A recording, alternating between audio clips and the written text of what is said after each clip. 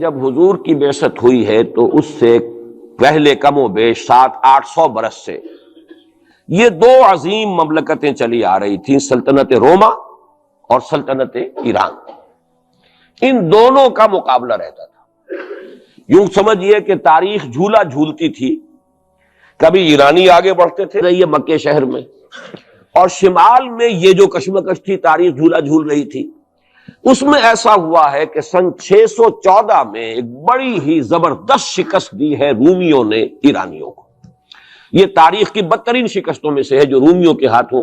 جو رومیوں کی ہوئی ہے ایرانیوں کے ہاتھوں۔ اب ایرانی چونکہ تھے آتش پرست مشرک تھے، اور یہ تھے حضرت عیسیٰ کے نام لیوا، ان کی کچھ نہ کچھ مناسبت مسلمانوں سے جڑتی تھی، اس لیے کہ حضور صلی اللہ علیہ وسلم حضرت عیسیٰ علیہ السلام کے ماننے والے، انہیں اللہ کا پیغمبر ماننے والے، تو یہ جو ایک ایسوسییشن تھی اس کی وجہ سے بغلیں بجائیں مشرکین مکہ نے کہ دیکھو ہمارے جو ساتھی ہیں ایرانی آتش پرست وہ جیت گئے، اور تمہارے جو کیمپ ایک ہی کیمپ سمجھ لیجئے تمہارا بہرحال ان سے کچھ نہ کچھ تعلق ہے، تو حضرت مسیح کے ماننے والے اور تورات کے ماننے والے وہ شکست کھا گئے۔ اور شکست بھی ایسی تھی کہ یروشلم سے یہ نکلے ہیں، بھاگے ہیں رومی۔ ہرقل اس وقت وہ ایمپرر تھا، ہیرکلیس، اور ایلیا جو ان کا کہلاتا ہے یروشلم میں وہ ہیکل، اس سے جو ان کی بڑی صلیب تھی وہ بھی وہاں سے لے گئے وہ، اور گویا کہ ان کے لیے تو سمجھیے کہ یہ مذہبی اعتبار سے ایک موت تھی کہ ان کی مذہبی علامت، ان کے لیے شاعر جو ہے ان کے مذہبی، ان میں سب سے مقدس شے جو تھی وہ بھی ایرانی وہاں سے لے گئے۔ اور بہت ہی زبردست شکست ہوئی ہے اس وقت رومیوں کو، ہیرکلیس کو۔ اس پر جو بغلیں بجی مشرکین مکہ نے، جو اس پر خوشیاں منائی، مسلمانوں کو ایک طرح سے یوں سمجھیے کہ انہیں ستانے کے لیے، چڑھانے کے لیے، دیکھو وہ جیت گئے، اسی طرح تمہارا بھی قلع کما ہو جائے گا، تمہاری بھی کوئی بنیاد، لستم علی شیء، تمہاری بھی کوئی حقیقت نہیں ہے، جیسے رومی جو ہے وہ شکست کھا گئے، تم بھی ختم ہو جاؤ۔ اس وقت یہ آیات نازل ہوئی ہیں، اور یہ آیات اب پیشن گوئی کی صورت میں نازل ہوئی ہیں مسلمانوں کی دلجوئی کے لیے۔ ان کا جو مورال اس وقت گر رہا تھا مکے کے مسلمانوں کا، ابھی ہجرت نہیں ہوئی ہے، ابھی تو یہ مکے ہی میں معاملہ چل رہا ہے۔ 610 میں حضور پر وحی کا آغاز ہوا ہے، گویا کہ یہ 5واں برس ہے نبوت کا، ابھی ہجرت سے 7 سال پہلے کی بات ہو رہی ہے یہ جو مکے کے اندر جو صورتحال ہے۔ تو وہاں انہیں خبر دی گئی، الف لام میم غلبت الروم فی ادنی الارض، قریب کی سرزمین میں، اب یہ جزیرہ نما سے قریب ہے یہ پورا علاقہ شام کا، عراق کا، رومی مغلوب ہو گئے، رومیوں کو شکست ہو گئی۔ وَهُمْ مِنْ بَعْدِ غَلَبِهِمْ سَيَغْلِبُونَ، اور وہ اپنی اس مغلوبیت کے بعد پھر غالب آ جائیں گے۔ یہ پیشن گوئی ہے کہ یہ صورتحال مستقل نہیں ہے، یہ عارضی سی بات ہے، اس پر بغلیں نہ بجاؤ، اس پہ خوشیاں نہ مناؤ، اور اے مسلمانوں تم دل گرفتار نہ ہو، رنجیدہ نہ ہو، بلکہ یہ عارضی بات ہے۔ غلبت الروم فی ادنی الارض وہم من بعد غلبہم سیغلبون فی بضع سنین، تعین کے ساتھ یہاں پر معین کر دیا ہے اللہ نے کہ بضع سنین میں، چند سالوں میں، لیکن بضع کے لفظ کا اطلاق ہوتا ہے عربی زبان میں 3 سے لے کر 9 تک پر، 10 سے کم 3 سے زائد، یہ بضع ہے۔ فی بضع سنین، ان سالوں کے اندر یہ پلٹا کھا جائیں گے حالات، tables will be turned، اور پھر جو ہے رومیوں کو فتح حاصل ہو جائے گی۔ یہ پیشن گوئی ہے۔ میں اب یہاں اس حوالے سے ذرا 2 باتیں کہہ دوں پھر آگے چلوں گا۔ میں نے خاص طور پر آج اس مقام کو اس لیے بھی چنا ہے کہ میں یہ محسوس کرتا ہوں کہ ہمارے ہاں جو حضور صلی اللہ علیہ وسلم کی احادیث میں پیشن گوئیاں ہیں، ہمارے ہاں کا جدید تعلیم یافتہ طبقہ ان کی طرف کوئی توجہ نہیں دیتا، بلکہ سمجھتا ہے کہ ادھر اس بے اعتنائی کا رویہ اختیار کرتا ہے کہ کوئی کیا باتیں ہیں، یہ آدمی کو کام کرنا چاہیے، یہ کیا پیشن گوئیوں کے بارے میں کیا دلچسپیاں لینا ہے۔ تو پہلے تو وہ یہ نوٹ کر لیں کہ پیشن گوئی صرف حدیث میں نہیں ہے، قرآن میں بھی ہے، قرآن میں یہ پیشن گوئی آئی ہے۔ فرق تو ہوگا حدیث کی پیشن گوئی اور قرآن کی پیشن گوئی کا۔ کیا فرق ہوگا؟ نمبر 1 یہ کہ قرآن کا تو ہر حرف جو ہے وہ یقینی ہے۔ حدیث کے بارے میں یہ ہو سکتا ہے روایت بالمعنی ہو، روایت کرنے میں کوئی لفظ تھوڑا بہت بدل گیا ہو، پھر حدیث کی سند کیا ہے، وہ صحیح بخاری کی ہے، صحیح مسلم کی ہے، اس کا استناد کا پایا کیا ہے، درجہ کیا ہے، جبکہ قرآن مجید کا ہر حرف جو ہے وہ مستند ہے، بلا لا ریب فیہ کا مصداق ہے۔ یہ فرق تو ہوں گے۔ اور دوسرا فرق بہت اہم یہاں ہے کہ یہاں سالوں کا تعین کر دیا گیا ہے، یعنی زیادہ سے زیادہ 9 برس کے اندر یہ صورتحال بدل جائے گی۔ حدیث میں جو پیشین گوئیاں آئی ہیں ان میں کوئی تعین وقت کا نہیں، بلکہ سورہ انبیاء کے آخر میں 2 آیتوں میں حضور سے یہ کہا گیا کہ آپ کہہ دیجئے ان ادری اقریب ام بعید ما توعدون، اے نبی ان سے کہہ دیجئے کہ مجھے یہ معلوم نہیں ہے کہ جس چیز کی تمہیں خبر دی جا رہی ہے، جس چیز کا وعدہ تم سے کیا جا رہا ہے وہ قریب ہے یا دور ہے، ٹائم ٹیبل میں نہیں جانتا، لیکن جو میں کہہ رہا ہوں وہ ہو کر رہے گا۔ وَإِنْ أَدْرِي لَعَلَّهُ فِتْنَةٌ لَكُمْ وَمَتَاعٌ إِلَىٰ حِينٍ، اور اسی صورت میں پھر آگے چل کر ایک آیت کے بعد یہ ہے، اور یہ بھی کہہ دیجئے ہو سکتا ہے لعلہ شاید کہ یہ ابھی تمہارے لیے کچھ اور موقع تمہیں مل جائے، آزمائش تمہیں کا موقع مل جائے، اللہ تعالیٰ تمہیں کچھ breathing space they they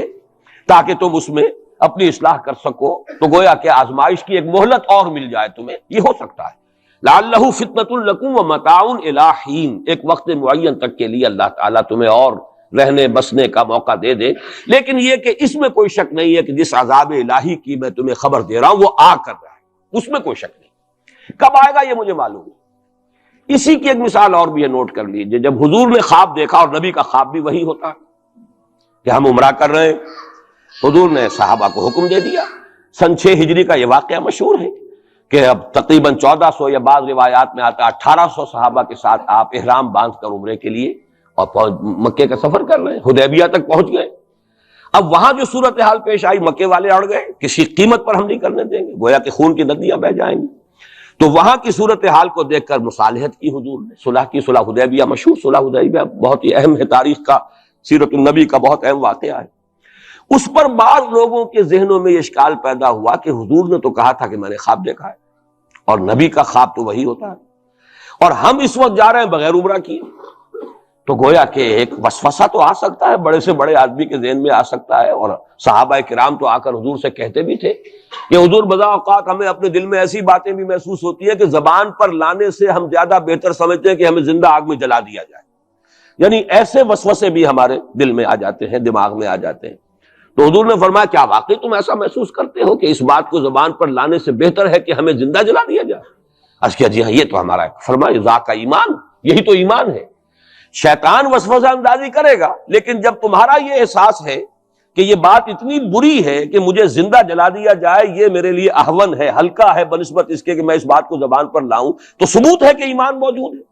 react کون سی شے کر رہی ہے اس کے خلاف جو رد عمل پیدا ہوا وہ ایمان سے ہے نا، تو یہ تو پھر ایمان کا ثبوت ہے، یہ آپ نے اطمینان دلایا۔ تو وسوسے بعض صحابہ کے ذہنوں میں یہ بھی پیدا ہوئے، تو حضور نے فرمایا تھا کہ میں نے کہا تھا کہ ہم کریں گے عمرہ، لیکن میں نے یہ کب کہا تھا کہ اسی سال ضرور کریں گے۔ گویا کہ ٹائم ٹیبل میں فرق ہو سکتا ہے، یعنی جہاں تک اللہ کا فرمان ہے اس میں ٹائم ٹیبل کا بھی فرق نہیں ہوگا، ناممکن ہے، لیکن نبی کی پیشین گوئیوں میں یا خبروں میں ٹائم ٹیبل کے اندر فرق واقع ہو سکتا ہے کہ اس سال نہیں ہوا، اگلے سال پھر اس کو عمرہ قضا کہتے ہیں۔ قریش نے یہ مان لیا تھا کہ اس سال تو آپ جائیے، ہماری پریسٹیج جو ہے وہ اسی طرح قائم رہتی ہے، ورنہ تو گویا کہ ہم بالکل ہی آپ کے سامنے بچ گئے اور ہم نے گویا کہ بالکل ہی شکست مان لی۔ اس سال تو آپ جائیں، اگلے سال آئیے، 3 دن کے لیے ہم مکہ خالی کر دیں گے، بالکل ہم چلے جائیں گے پہاڑوں میں، آپ مکے میں رہیں 3 دن اور جس طرح چاہیں طواف کریں اور عمرہ کریں۔ بہرحال اگلے سال پھر وہ عمرہ ہوا، اسے عمرہ قضا کہتے ہیں۔ یہ بھی میں نے مثال دی ہے کہ ٹائم ٹیبل کا جہاں تک تعلق ہے، حضور کی دی ہوئی پیشین گوئیاں جو ہیں اس کے بارے میں ہم تعین نہیں کر سکتے کہ یہ کب ہوگا، گمان کر سکتے ہیں، اندازہ ہو سکتا ہے، لیکن تعین نہیں۔ جبکہ یہاں یہ ہوا فی بضع سنین، الف لام میم غلبت الروم فی ادنی الارض وهم من بعد غلبهم سیغلبون فی بضع سنین، چند سالوں کے اندر اندر۔ اب اس پر یہ واقعہ بھی آپ نوٹ کر لیجئے کہ حضرت ابو بکر رضی اللہ تعالی عنہ نے انہی آیات کی بنا پر ایک شرط کر لی ایک کافر سے، مشرکین مکہ کے سرداروں میں سے ایک سے، کہ 3 سال کی شرط انہوں نے لگا دی، کم سے کم مدت جو ہوتی بضع کی 3 سال، کہ 3 سال کے اندر اندر اگر یہ صورتحال تبدیل نہ ہوئی تو میں 100 اونٹ تمہیں دوں گا، اور اگر قرآن کی پیشن گوئی درست ہو گئی تو تم 100 اونٹ مجھے دو گے۔ اور اس وقت تک اس طرح کی شرط لگانا ابھی حرام نہیں ہوا تھا، چونکہ شریعت کے احکام تفصیلی تو آئے نہیں تھے، ابھی تو نہ شراب حرام تھی نہ جوا حرام تھا، تو اس طرح کی شرط لگانا کس طرح کوئی حرام والی بات تو تھی نہیں۔ لیکن حضور نے فرمایا کہ نہیں ابو بکر، یہ تم نے غلطی کی، جب بضع کا اطلاق 3 سے 9 تک پر ہوتا ہے تو تم 9 سال کی کرو، تم اونٹوں کی مقدار بڑھا دو، لیکن کہو کہ یہ 9 سال کی مدت جو ہے اس کے اندر اندر یہ معاملہ ہوگا، اس لیے کہ بضع قرآن مجید کا لفظ جو ہے وہ عربی زبان میں کم سے کم اقل مدت 3 برس ہے، لیکن یہ کہ اس کی اکثر مدت 9 برس ہے۔ تو حضرت ابو بکر نے وہ بدلا اور ٹھیک 9 سال بعد وہ صورتحال پیش آ گئی. اور یہ عجیب ہے تاریخ کا واقعہ، ہرقلیس کی یہ جو فتح ہے یہ بھی بڑی ہی معجزانہ تھی. وہ جو ڈائریکٹ روٹ تھا جس سے کہ ہمیشہ ان کی جنگیں ہوتی تھی، یعنی اس کے ترکی کے مشرقی علاقے سے آ کر رومی جو ہے پھر میدان جنگ کو اختیار کریں، بحیرہ کیسپین کا راؤنڈ دے کر پہاڑی جو یہ علاقہ ہے اس کے پیچھے سے آ کر اس نے حملہ کیا ہے اور ایک دم اچانک جو ہے ایرانیوں کو گویا کہ سرپرائز اٹیک کیا ہے. لیکن پھر یہ کہ شکست فاش ہوئی ایرانیوں کو، دوبارہ پھر جو ہے وہ یروشلم پر اس کا قبضہ ہو گیا. اس نے منت مانی تھی کہ اگر یروشلم دوبارہ فتح ہو جائے ہمارے ہاتھوں تو میں حمص سے لے کر اور یروشلم تک پیدل جاؤں گا اور وہاں جا کر جو ہے شکرانے کی نماز ادا کروں گا. کیونکہ وہ پھر صلیب انہیں دوبارہ واپس مل گئی، صلیب کو دوبارہ ریسٹور کرنا تھا اسی جگہ پر جا کر، تو پیدل چل کر یہ آیا. اور تاریخ میں نوٹ کر لیجیے جب یہ پیدل چل کر آیا تھا اسی وقت، اب زمانہ کافی گزر چکا تھا، تو پھر جو حضور کا نامہ مبارک گیا ہے سن 7 ہجری میں، یہ وہ زمانہ ہے جبکہ یروشلم وہ آیا ہوا تھا. اور اس وقت پھر ابو سفیان کو بلا کر، اس وقت تک وہ ایمان نہیں لائے تھے، حضور کے نامہ مبارک پر پھر ہرقلیس نے پھر سوال جواب کیے اور معلومات حاصل کی، کون شخص ہے، کیسا ہے، حسب نسب کیسا ہے، اس کا کردار کیسا رہا ہے، کون لوگ اس پر ایمان لا رہے ہیں، جو ایمان لاتے ہیں ان میں سے کوئی واپس بھی جاتا ہے کہ نہیں جاتا، کوئی مرتد بھی ہوتا ہے. بڑا ذہین انسان تھا، بڑا عالم و فاضل انسان تھا، پہچان چکا تھا کہ یہ وہی نبی ہے جن کا ہم انتظار کر رہے ہیں. لیکن وہ یہ چاہتا تھا کہ جیسے قسطنطین نے اس وقت یہ کیا تھا کہ وہ جب اس نے مذہب بدلا ہے، عیسائیت اختیار کی، تو پوری مملکت جو ہے عیسائی ہو گئی، تو نظام انٹیکٹ رہا، وہی ان کا بادشاہت کا نظام قائم رہا. چاہتا تھا کہ میرے یہ تمام کے تمام نائبین سلطنت اور جتنے بھی بطاریق ہیں، یہ بطریق پیٹریارکس، یہ سب کے سب بھی میرے ساتھ اسلام قبول کر لیں. اور سارا یہ اس نے جو سوال جواب کیا تھا ابو سفیان سے، اسی لیے کیا تھا کہ سارے درباری قائل ہوتے چلے جائیں کہ واقعی یہ نبی سچا ہے. لیکن اس کی امید کے برعکس ہوا، ریئیکشن بڑا شدید ہوا ان کے وہ پادریوں میں اور ان کے جو پیٹریارکس تھے ان میں، تو پھر وہ بھی محروم رہ گیا. سلطنت کی بیڑی اس کے پاؤں میں پڑی رہ گئی، زنجیر پڑی رہ گئی، وہ اسلام سے محروم رہ گئی. بہرحال اب یہاں نوٹ کیجئے کہ 9 برس بعد 623 عیسوی میں اس کو فتح حاصل ہو. حضرت عمر نے وہ 100 اونٹ حاصل کیے، اگرچہ حضور نے پھر اس کے بارے میں حکم دیا کہ اسے صدقہ کر، اس کو اب تم اپنے ذاتی استعمال میں نہ لاؤ، صدقہ کر دو. اچھا، اس کے ساتھ اس پیشن گوئی میں دوسرا حصہ بھی ہے. الف لام میم غلبت الروم فی ادنی الارض وهم من بعد غلبهم سیغلبون فی بضع سنین للہ الامر من قبل ومن بعد. اللہ ہی کے ہاتھ میں ہے تمام معاملات کا اختیار، پہلے بھی اور بعد میں بھی. یہ تو ایمان کی بنیادی حقیقت ہے. وَيَوْمَئِذٍ يَفْرَحُ الْمُؤْمِنُونَ، اور اس روز اہل ایمان بھی بہت خوشیاں منا رہے ہوں گے. یہ اس پیشن گوئی کا دوسرا حصہ ہے. عین بدر کے دن یہ خبر آئی ہے کہ یہ پیشن گوئی صحیح ہو گئی. 9 برس ہو گئے، سن 5 جو نبوی سے، اور غزوہ بدر 623 عیسوی میں غزوہ بدر ہو رہا ہے. 622 میں ہجرت ہے اور 623 میں غزوہ بدر ہو گیا. اور جس روز فتح مسلمانوں کو حاصل ہوئی ہے بدر میں، اور سرداران قریش جو ہے وہ کھجور کے کٹے ہوئے تلوں کے مانند جو ہے پڑے ہوئے نظر آئے ہیں میدان بدر میں، عین اسی وقت فتح کی خبر آئی ہے کہ رومیوں کو دوبارہ فتح حاصل ہو گئی ایرانیوں پر. یومئذ یفرح المؤمنون، اس دن اہل ایمان کو بھی بہت فرحت حاصل ہوگی، بہت خوشی حاصل ہوگی، وہ بھی جشن منا رہے ہوں گے بنصر اللہ، اللہ کی مدد سے. بدر میں جو اللہ تعالیٰ کی نصرت آئی ہے، ینصر من یشاء، وہ تو مدد فرماتا ہے جس کی چاہتا ہے. وَهُوَ الْعَزِيزُ الرَّحِيمُ، اور وہ زبردست ہے، رحم فرمانے والا ہے. وعد اللہ، اب دیکھیے ذرا تاکید کا انداز دیکھیے، وعد اللہ، یہ اللہ کا وعدہ ہے. لا یخلف اللہ وعدہ، اور کان کھول کے سن لو، اللہ اپنے وعدے کے خلاف نہیں کرتا.